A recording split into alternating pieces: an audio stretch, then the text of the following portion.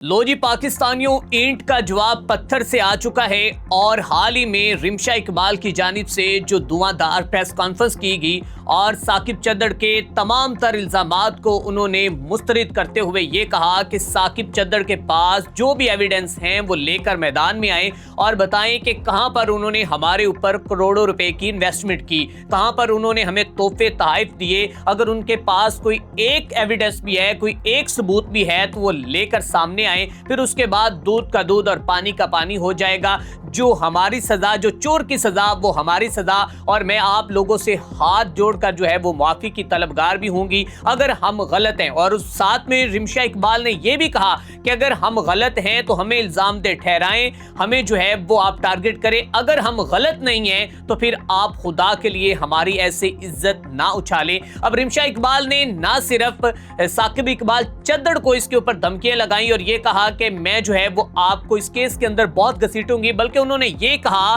बवांगे दोहल ये कहा कि मैं मियां अली शफाक साहब जो कि एडवोकेट हैं, उनके लॉयर हैं, उनको भी जो है वो पूछूंगी कि आपने मेरी जाती जिंदगी के ऊपर या मेरी बहन के ऊपर किस तरह इल्जामात लगाए। पंजाब बार से मैं रिक्वेस्ट करूंगी कि उनका लाइसेंस जो है वो कैंसिल कर दिया जाए। जनाबे वाला, इस मौकिफ के बाद या इस प्रेस कॉन्फ्रेंस के बाद जो है वो कहानी पूरी बदल चुकी है और ये 2 से 3 सफात पर मुश्तमिल जो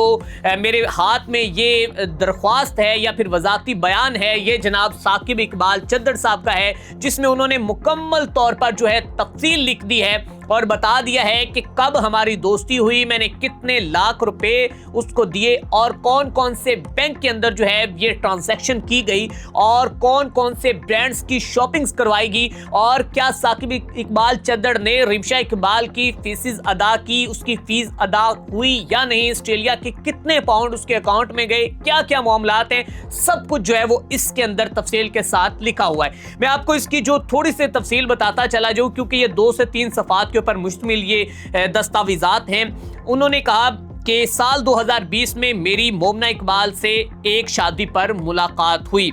और उसके बाद बहुत ही जल्द हमारा जो रिश्ता है वो दोस्ती में बदल गया और हमारा एक दूसरे के घर आना जाना शुरू हो गया और फैमिली, सोशल मीडिया, दीगर हलकों में अमूमन इकट्ठे शामिल रहे। बेशुमार मरतबा अंदरूने बैरूने मुल्क सैर व तफरी की गर्ज के लिए हम गए और उनके अखराजात में अपनी जेब से अदा करता रहा। इसके बाद वो कहते हैं कि जनाब, जिसके मेरे पास मुकम्मल तौर पर सबूत हैं और ट्रैवल एजेंट की तफसीलात, दीगर तफसीलात जो कि मुतलका 2 गाड़ियों होंडा सिविक और फॉर्च्यूनर और रोलेक्स की घड़ी जिसका मॉडल और कीमत की दस्तावेजात बयान हज़ा के साथ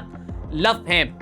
जनाबे वाला मजीद ये कहा कि 20 स्मार्ट स्टोर लाहौर से मुबलगा 1 करोड़ रुपए जनाब जो है वो उसकी शॉपिंग करवाएगी, जिसकी रसीदात भी मौजूद हैं। इसके बाद वो कहते हैं कि डायमंड ज्वेलर से शॉपिंग और यू ट्रिप के मालिक मिस अकीला के जरिए ट्रैवलिंग के अखराजात भी मैंने बर्दाश्त किए और साथ ही साथ उनका ये कहना है कि जिसकी लातदाद तस्वीर और वीडियोस मोमना अपने टैब में अपने मोबाइल फोन से बनाती रही, जो कि आज भी सिर्फ इसी के कब्जे में है, जिसे बरामद करके तमाम डाटा लीक होने का खदशा है। वो कहते हैं इसे बरामद किया जाए, नहीं तो मेरा डाटा जो है वो लीक होने का खदशा है, जिसको फौरी कब्जा में लिया जाना जरूरी है। बाद अज़ां रिश्ता इज़्दवाज से भी मुंसलिक होने के लिए आमादा हो गई, मगर मोमना और उसकी फैमिली की तरफ से उसकी माजी की शादी, तलाक जैसी तफसीलात मुझसे जो दीदा दानिस्ता तौर पर छुपाएगी।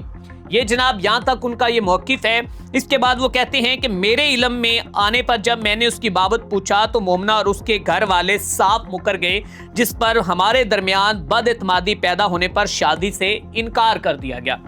अब वो ये कहते हैं जनाब कि मैं उनको बताता हूँ, उनकी बहन को, कि मैंने उनके लिए क्या इन्वेस्ट किया है या नहीं किया है। जो ये कह रही थी कि वो है कुछ तो लेकर सामने आए।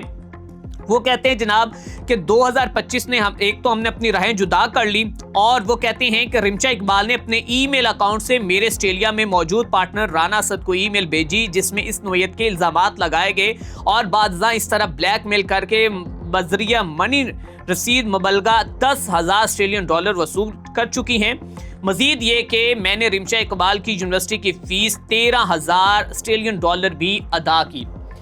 ले जी, इससे पहले भी एक सहाफ़ी ज़ैगम ने इसके ऊपर कहा था कि جو فیسز ہیں اس کی جو یونیورسٹی کی فیس ہے، جو اخراجات ہیں، وہ بھی ثاقب چدر کی جانب سے ہی ادا کیے جاتے رہے۔ لو جی، سال 2026 میں رمشا کے آسٹریلیا سے پاکستان کے تمام ٹریولنگ اخراجات میں نے برداشت کیے۔ مزید یہ کہ رقم 83 لاکھ روپے جو مومنہ اقبال کے بینک اکاؤنٹ نمبر 0888 اور آگے 375 اینڈ پہ ہے، M C B Muslim commercial bank میں سائل نے اپنے اکاؤنٹ سے مختلف اوقات میں ٹرانسفر کیے، جس میں آخری کچھ ٹرانزیکشن سال 2024 اور سال 2025 کی ہے۔ جناب یہاں تک آپ کو بتاتے چلے جائیں کہ انہوں نے اپنے ایویڈنس دیے ہیں، یہاں تک لکھا ہے۔ یہ جو دوسرا ہے، یہ دوسرے صفحات کے اندر، یہ بھی میں آپ کے ساتھ جو ہے شیئر کر رہا ہوں، اس کے اندر وہ یہ لکھتے ہیں کہ میرے پاس ان تمام چیزوں کے جو ہیں وہ میرے ساتھ رابطے میں تھی یا نہیں تھی، اس کے میرے پاس سی ڈی آر رپورٹس موجود ہیں۔ درخواست گزار نے اپنے ٹیب میں موجود سینکڑوں تصاویر اور ویڈیوز مجھے دکھا کر مسلسل طلاق لینے پر اکساتی رہی، جو کہ میرا شوہر، یہ جناب اس کی جانب سے، اس کی بیگم کی جانب سے شاید یہ لکھا جا رہا ہے، وہ کہہ رہے ہیں کہ اپنے ٹیب میں موجود تصاویر۔ اچھا، مومنہ 2021 میں اکٹھے لاہور سے دبئی سفر کیا، یہ سفر میرے لیے علم میں نہ تھا۔ میرے دبئی پہنچنے پر میری بیوی نے ہمارے دبئی پہنچنے پر ان کی دبئی میں ہونے کی تصدیق کی اور بعض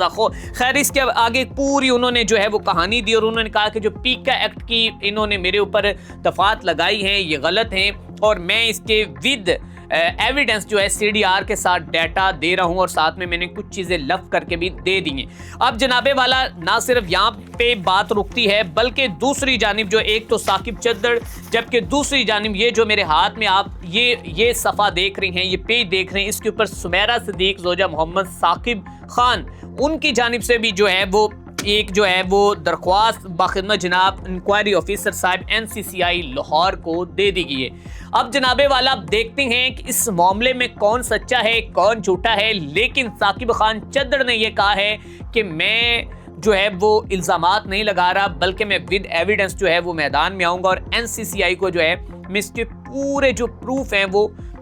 دوں گا۔ اب ثاقب خان چدر نے اس کے اندر سے اپنی ویڈیوز ڈیل کیوں کی، معاملہ کیا تھا، فارمیٹ کو موبائل کو کیوں کیا؟ اس میں ہو سکتا ہے کہ ان کی کوئی ایسی پرسنل چیزیں ہوں کہ جو وہ NCCI کو نہیں دکھانا چاہتے، کیونکہ انسان کی زندگی کے اندر کچھ اور بھی چیزیں ہوتی ہیں، لیکن یہاں پر وہ یہ کہتے ہیں کہ میرے پاس تمام ایویڈنس موجود ہیں کہ ہم نے ان کو کس طرح رقم سینڈ کی اور کیا کیا چیزیں ہوئی، اور کس طرح جو ہے وہ آسٹریلین ڈالر بھی ہوتے رہے، اور کس طرح اسی کی